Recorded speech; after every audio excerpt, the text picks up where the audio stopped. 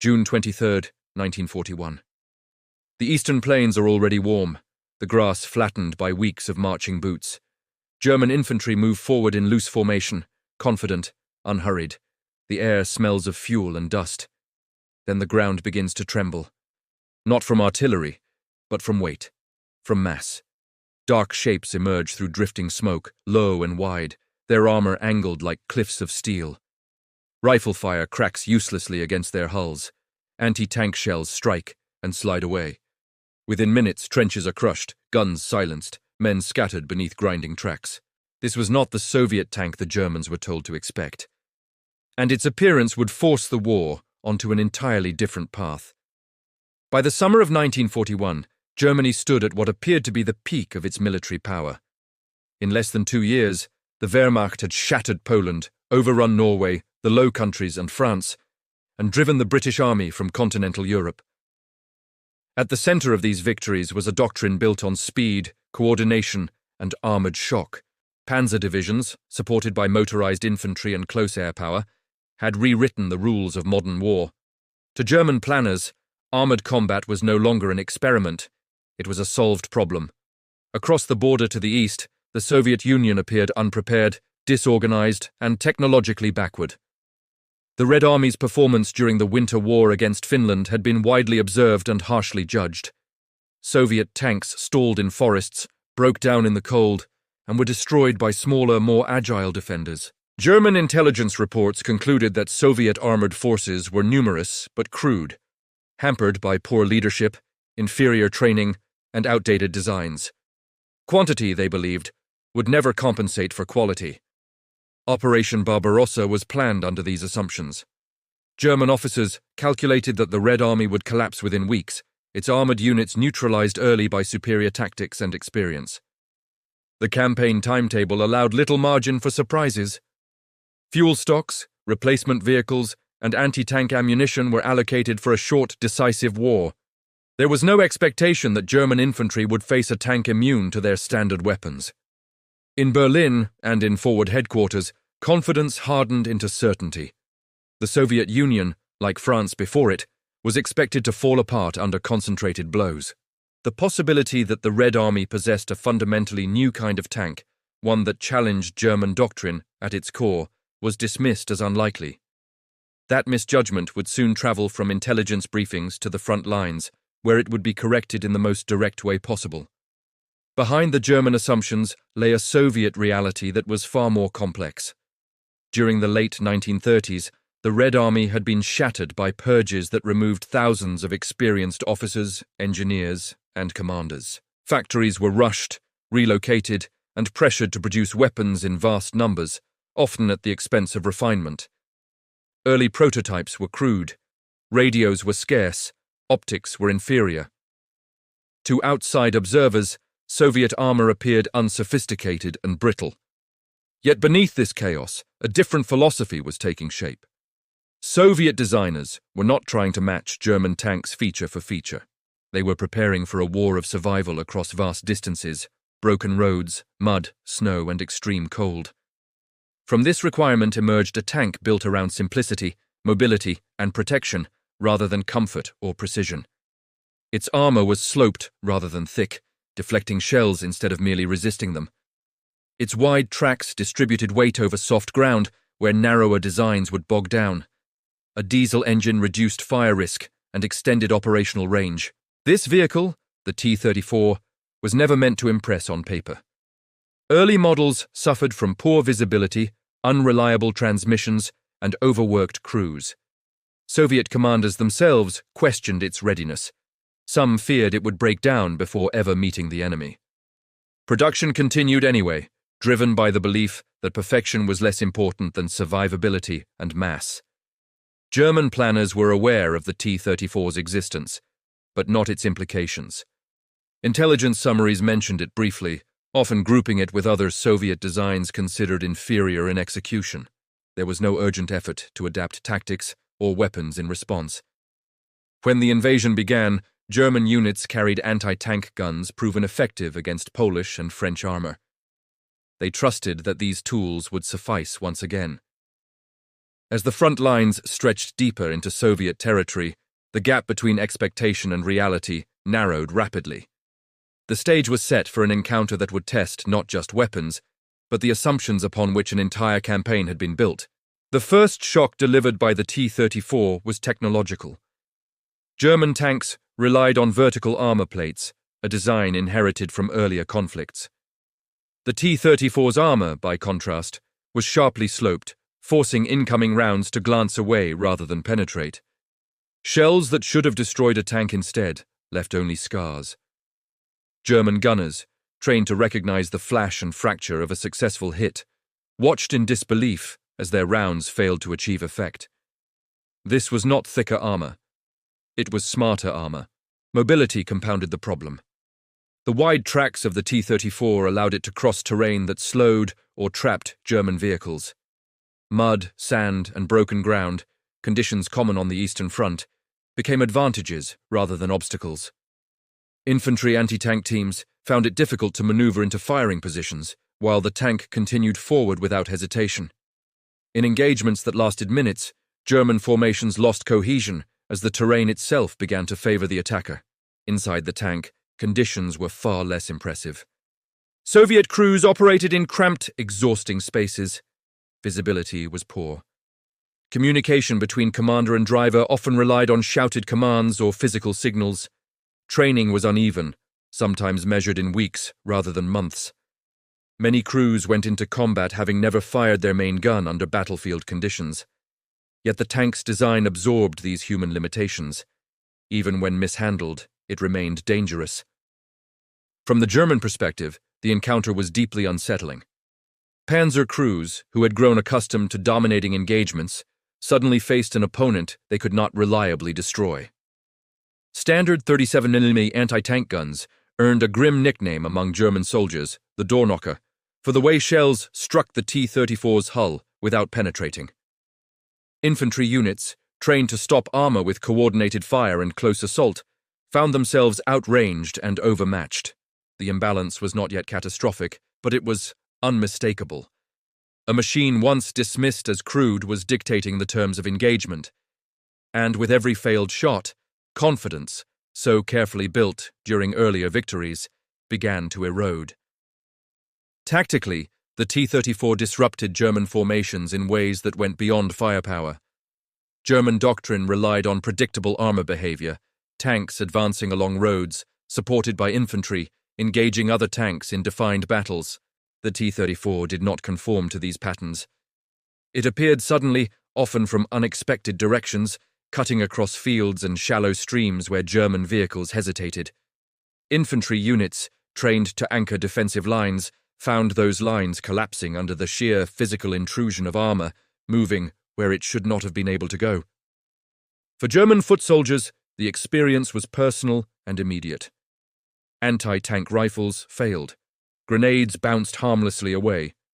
Close-range attacks demanded extraordinary courage, often requiring soldiers to approach within meters of a moving machine.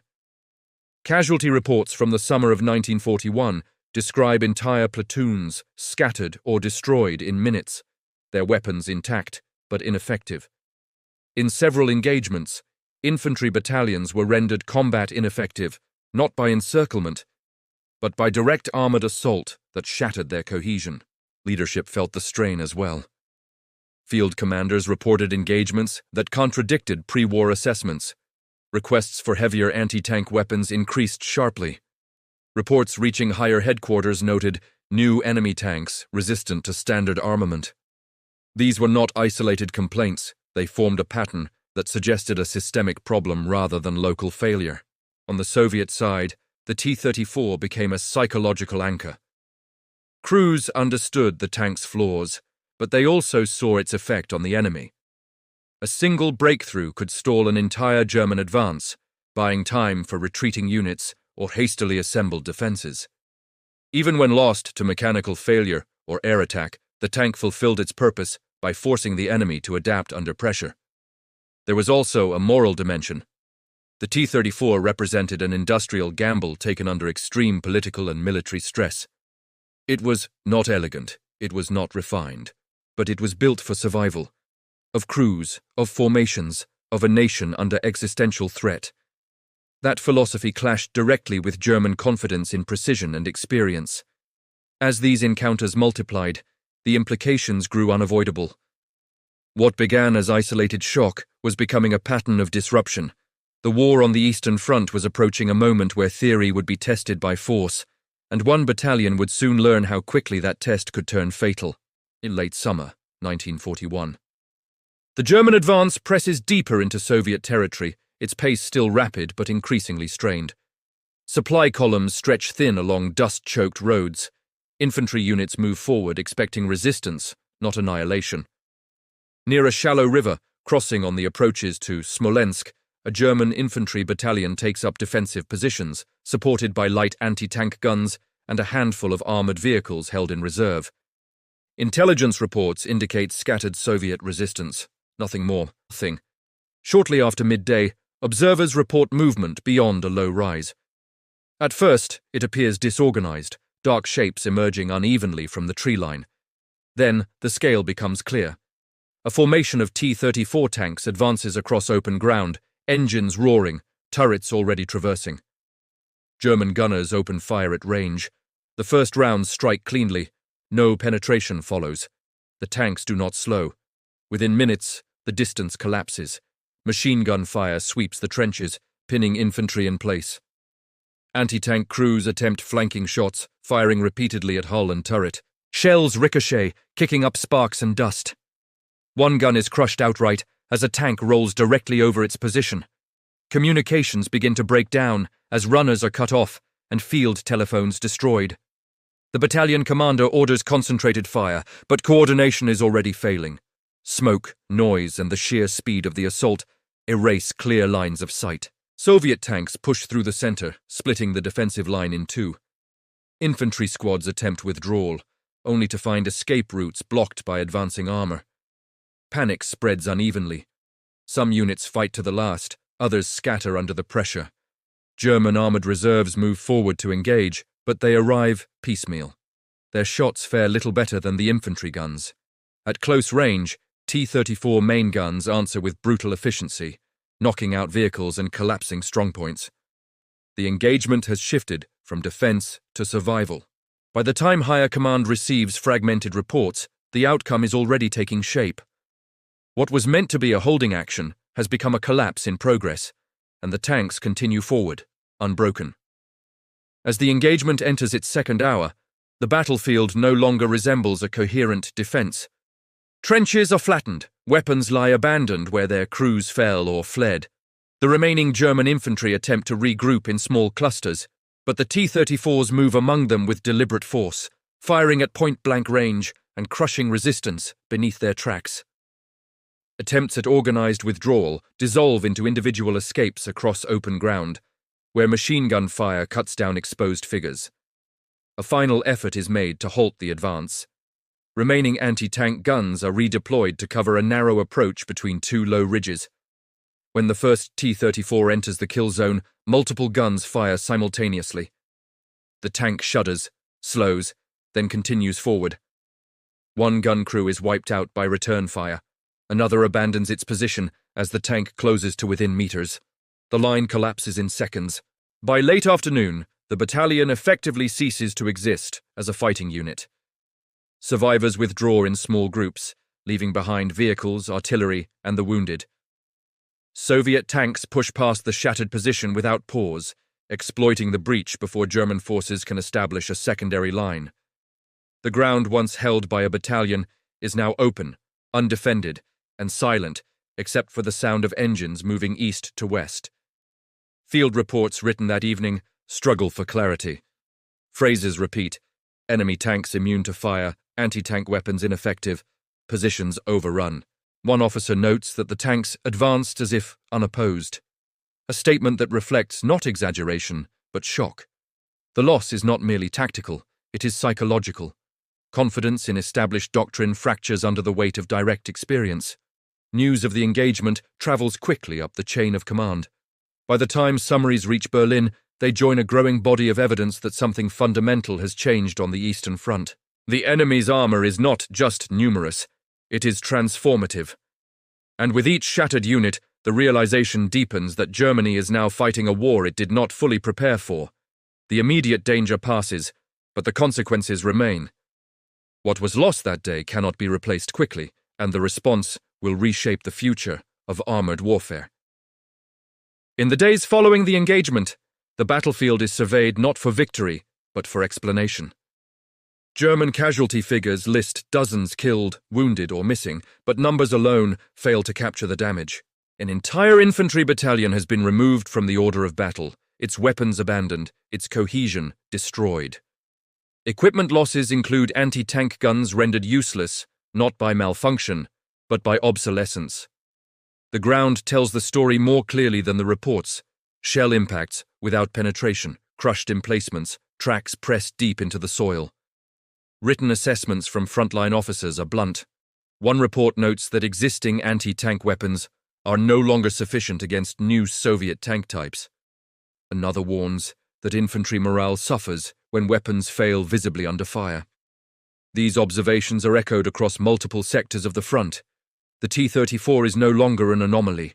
It is a recurring presence, altering engagements wherever it appears. For German soldiers, the psychological effect lingers. Veterans accustomed to dominance now speak of uncertainty. The belief that training and experience would compensate for any technical gap is shaken. Infantry units request heavier weapons and closer armored support before advancing, slowing the tempo of operations. Each delay compounds supply problems and exposes flanks to counterattack. On the Soviet side, losses are also heavy. Many T-34s are abandoned due to mechanical failure or destroyed by air attack later in the day. Crews suffer from exhaustion and inexperience, yet these losses are accepted within a broader calculation. Each successful armored thrust buys time for factories to evacuate eastward, time for reserves to assemble, time for defenses to solidify. The tank's value is measured not only in ground taken, but in momentum denied. As reports accumulate, it becomes clear that the consequences extend beyond a single battle. The engagement represents a pattern, not an exception, and patterns demand responses that reach far beyond the front line. The response begins quietly, then accelerates. Within weeks, German technical teams are ordered to study captured T-34s in detail. Engineers measure armor angles, examine suspension systems, and test shell impacts against sloped steel. The conclusions are unsettling. German tank designs, optimized for earlier campaigns, are no longer sufficient for the conditions and opponents of the Eastern Front. What worked in France will not prevail in Russia. These findings drive urgent changes. Anti-tank doctrine is revised. Heavier guns are rushed to the front, including weapons originally intended for limited use. Infantry tactics shift toward avoidance and delay rather than direct confrontation. Most significantly, German armored development enters a new phase. Concepts emphasizing thicker armor alone are abandoned in favor of sloped protection and more powerful main guns. The lineage of future German tanks, the Panther most notably, can be traced directly to the shock delivered by the T-34. Strategically, the implications ripple outward. Production schedules are disrupted. Resources are diverted. The promise of a short war evaporates as planners confront the reality of a prolonged industrial conflict. Each adaptation takes time, and time favors the defender. While German factories retool, Soviet production expands east of the Urals, turning out thousands of tanks built on the same uncompromising principles. Diplomatically and militarily, perceptions shift. Allied observers note that the German advance is no longer unstoppable. Reports of resistance stiffening reach London and Washington, reinforcing the belief that the Soviet Union will not collapse quickly. The Eastern Front hardens into a war of attrition, one defined less by maneuver and more by endurance. The tank that was expected to fail has done more than destroy a battalion. It has exposed a flaw in an entire war plan, one rooted not in logistics or courage, but in assumption. And that realization sets the stage for a deeper understanding of what modern war demands. The story of the T-34 reveals a truth about warfare. Innovation often triumphs over expectation, and assumptions can be as lethal as enemy fire. A single machine, built under duress and doubt, reshaped battles, doctrines, and morale. It reminds us that leadership, technology, and human courage are inseparable, and that the edge in war rarely belongs to the one who underestimates the opponent. In the vast sweep of history, the T-34 stands not just as steel and firepower, but as a testament to resilience, adaptation, and the profound consequences of dismissing the unexpected.